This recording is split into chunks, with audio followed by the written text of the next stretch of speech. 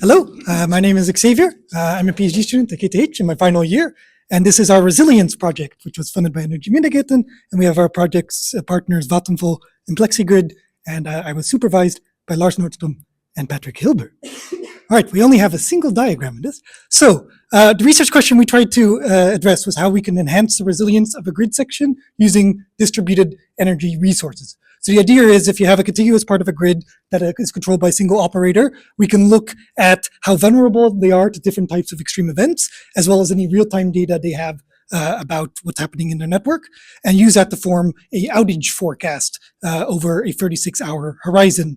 We can use that in order to secure distributed energy resources before they have fully committed themselves to electricity markets.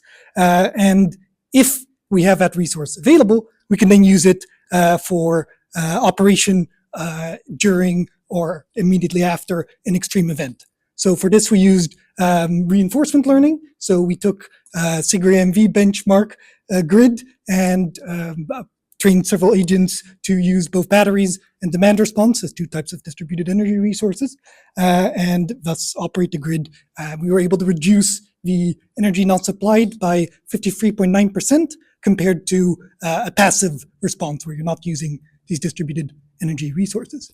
Now, as you can see, these colors indicate to what extent we cover everything. So this whole process is a theoretical ideal of how we could enhance resilience using these resources.